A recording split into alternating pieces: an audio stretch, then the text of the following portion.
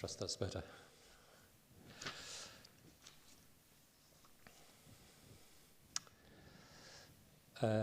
We are looking at a bit of a theme this week. It's God in our midst. And whatever we are in the midst of, God is in the midst with us, and he's in the midst. We looked at Zephaniah chapter 3, verse 17, which talks about the Lord, the mighty God. He's in our midst. He's mighty to save. And he rejoices. He quietens us with his love, and he rejoices over us with singing. It's just a simple few words from the prophet of Zephaniah, of the Lord rejoicing over us. He's in our midst, and he rejoices over his people. And often we don't feel that, do we? But it's language that speaks of song and dance, and that's partly that's what God does. You know, he just loves his people, and that's what he is in our midst, rejoicing over each one of us and of you.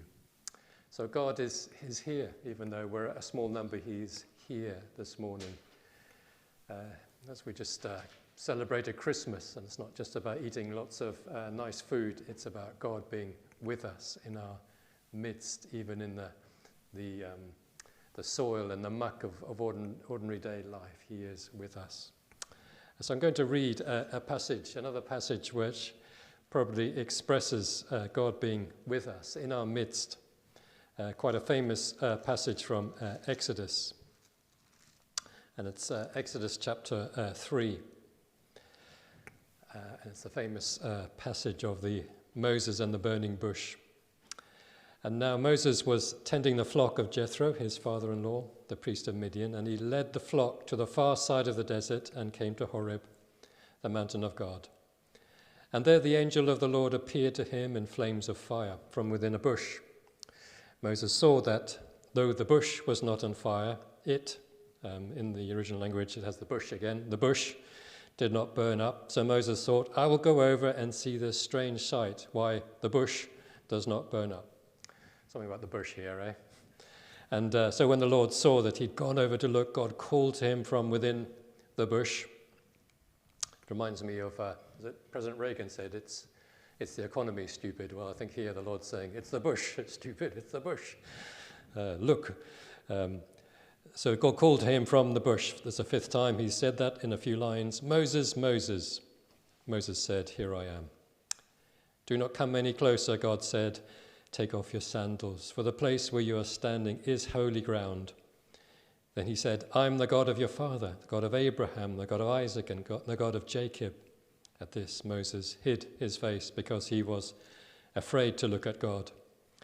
And the Lord said, I have indeed seen the misery of my people in Egypt. I have heard them crying out because of their slave drivers, and I am concerned about their suffering. So I have come down to rescue them from the hand of the Egyptians and to bring them up out of that land into a good and spacious land, a land flowing with milk and honey, the home of the Canaanites, Hittites, Amorites, Perizzites, Hittites, and Jebusites. And now the cry of the Israelites has reached me, and I have seen the way the Egyptians are oppressing them. So now I'm sending you to Pharaoh to bring up my people, the Israelites, out of Egypt. And Moses went, gulp. But Moses said to God, who am I that I should go to Pharaoh and bring the Israelites out of Egypt? And God said, I will be with you. I am with you. I am in your midst. So this is amazing. Few lines. It's probably one of my favorite passages from the Bible. You've got Moses here on a strange place up a mountain. Not a religious place, bit of a boundary, between territories, just tending sheep, just doing the ordinary stuff of life. And yet this is where God met him, doing the ordinary stuff of life, tending sheep, just like the shepherds as we celebrated at Christmas time. They were doing the ordinary stuff of life, their job, and God met with them when they didn't expect it. And we find God there sometimes, in places where we do not expect, in our midst, because he's never far away. He's not aloof. He is there. He's right at the center of this creation. Yesterday we looked at the center of the universe, there is actually a song. God singing over, he sang this creation into being. At the heart of the universe there is God himself. He is in our midst. But he's in the midst, first of all, he's there with his people. He's seen what the people have gone through. Did you pick up those words? That the people of Egypt, what were they doing? They were suffering. They had misery, it says in verse 7. I've seen the misery of my people. I've heard them crying out. And later, the way they've been treated speaks of their suffering. I'm concerned about their suffering. So the people of Israel, they were crying out that they were suffering. Was God aloof? No, he wasn't. He was in their midst, about to do something amazing. And Moses himself, we know that he was an educated guy. He'd been brought up in the house of Pharaoh. So he had been he had been a young guy, he'd been educated. He'd caught a sense of his roots as an Israelite, and he sensed God was going to use him to save his people. And he took the law into his own hands. As I remember, he actually saw an Egyptian arguing with an Israelite, and he went and actually killed somebody. So he was kind of proud and headstrong and young, and he took his destiny into his own hands, and it went completely awry. So this was several decades before. But now, on this mountain, we've got Moses, clearly completely different. You know, he's older, he's certainly weaker, he's not so sure of himself. When the dialogue with God that continues, we find him, when God's calling him, he gives all the excuses why. You know, I don't know who you are, I just stutter, who am I? You're not going to believe me. From being proud and headstrong and young, and he can do it all. Now, clearly, he has a sense of failure. What's the point of all this? Where am I going? Doesn't believe in himself. He's struggling with God. So he's now kind of a broken man. That's Moses at this point. And yet God is there in the midst of a people who are suffering, and the midst of Moses who's struggling with himself. And it's at that point that God comes. He comes down and he meets with him, and he is about to meet with his people. Because what's God like according to this passage? It says he sees. He's the one who sees. He sees the misery of his people, verse 7, and later. I've seen the way you've been treated.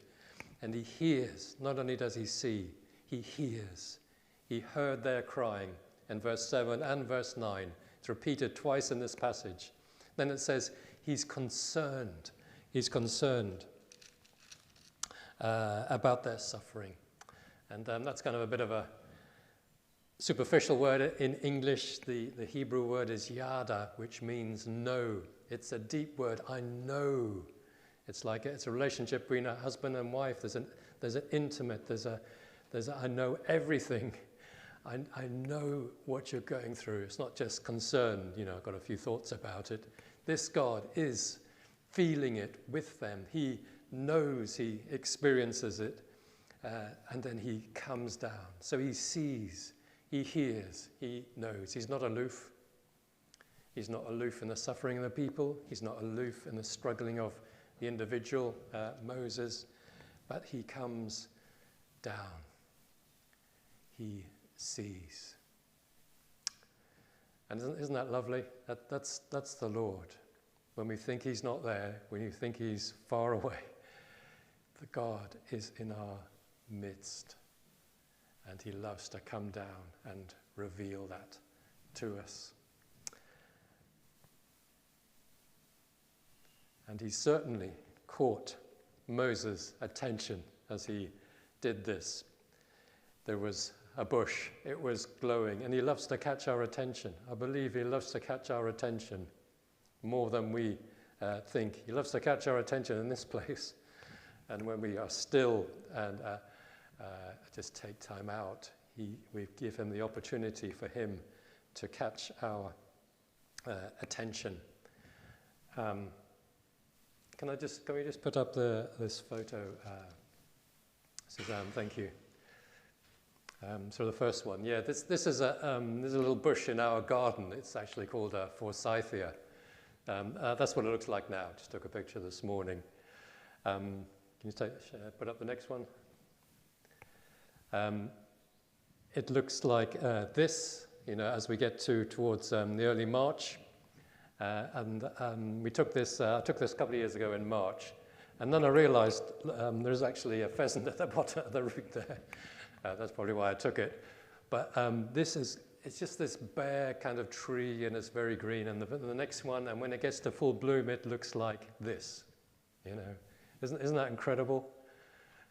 It's just in bloom. It's like, we call it the burning bush in our garden, because that's what it is. At a certain moment, it just catches our attention, and it fills us with awe. And God certainly caught Moses' attention with a burning bush right on that hillfire. He thought it was just an ordinary bush on fire because maybe it was hot. And it says, but when it didn't extinguish, then he went over to look. God caught his attention. Come and have a look. I want to say something to you. He's a God who loves to catch our attention and draw us to himself. I read a quote the other, just before Christmas actually, which says this: when we bless the ordinary with the gift of our full attention, it brims over with holy light. When we bless the ordinary with the gift of our full attention, it brims over with holy light. Certainly Moses saw something extraordinary, a bush that genuinely did not extinguish even though it was on fire. But whether it's extraordinary or ordinary, I believe the Lord wants to catch our attention. And when our attention is on it, something happens. It can brim over with holy light. One of my favorite few words of poetry is by a lady called Elizabeth Barrett Browning. Some of you might have heard of her. She's written a few poems in her time. That's her completed works. And she says this, actually referring to this passage, she says, "Earth is crammed with heaven, and every common bush afire with God. But only he who sees takes off his shoes. The rest sit round it and pluck blackberries." So we can just see the ordinary things of life. Or God can catch our attention and maybe speak through even the ordinary things of life. If you read the rest of her poem, it talks about, even the pebbles, speak of the stars, or she looks at the blood in her veins, or a chaffinch reminds her of a cherubim, just seeing in the ordinary something bigger, something greater, eyes being opened. And then I'll repeat, then she says this: earth actually is crammed with heaven, more than we ever imagine or think. But every common bush is afire with God. But only he who sees takes off his shoes. The rest just sit round it and pluck blackberries. So I wonder if the Lord wants to catch our attention in these days and speak even through ordinary things. When he catches our attention, it brims over with holy light. I discovered a new word in the English language. I thought I might know it, but it's called apricity. Apricity. Anyone heard of that one? Apricity. It actually means the gentle warmth of the winter sun. It's like a gentle heat that doesn't scorch, but it's gentle. It's the gentle heat of a winter sun. Apricity. It's an old English word. The gentle apricity of a fireplace, just the warmth, or a friendship. That's what it means. A gentle warmth. I just wonder if even as Moses turned his face to the fire and in his sense of failure at the end of himself, there was a gentle apricity, a warmth coming to him that slowly inflamed his being as God called him. And even though he came out with all these excuses, God was just warming his soul, his spirit afresh, turning our eyes, our gaze to him as he calls us, as he grabs our attention. He wants to shine his face upon us. And I just read this morning in the book of Job, it says this: I know that my Redeemer lives, and that in the end he will stand upon the earth. But it says this: and after my skin has been destroyed, yet in my flesh I will see God. I myself will see him with my own eyes. I and not another. How my heart yearns within him. Job is saying, I will see him. I will see him. So I believe the Lord wants to just, perhaps in ways we don't expect, catch our attention. That we would see him in perhaps a new light. That what he would show us would brim over with holy light. But just as he wants to open up our gaze and attract our attention, I believe also his attention is on us. And it clearly was on Moses. Moses, he calls twice to his sense of inadequacy and purposelessness, just looking after a few sheep. The Lord's gaze was on him. Yeah, I've got a purpose for you. I'm calling you. You think it's over, but I am calling you. My attention is on you. You are so loved, and I want you to brim over still with holy light. You're made in my image. I want to show you my love. There's creativity in you. There's goodness. There's dignity. There's honor. There's something special about you. God turns his heart towards this man and says, my attention is on you. Moses. He calls him twice. And all Moses can do is, in the end, say, well, don't understand it. Here I am. So he wants to open our eyes to see him. He wants us to know that we are seen. He has his full attention on us. He wants us still to brim with holy light. And in the words of Philippians 2, in this universe still to shine like stars. I'm going to conclude with a poem by Jan Richardson, and it's called Where the Light Begins. Perhaps it does not begin, perhaps it is always. Perhaps it takes a lifetime to open our eyes, to learn to see that what has forever shimmered in front of us, the luminous line of the map in the dark, the vigil flame in the house of the heart, the love so searing we cannot keep from singing, from crying out in testimony and praise. Perhaps this day will be the mountain over which the dawn breaks. Perhaps we will turn our face toward it, toward what has been always. Perhaps our eyes will finally open in ancient recognition, willingly dazzled, illuminated at last. Perhaps this day the light begins in us.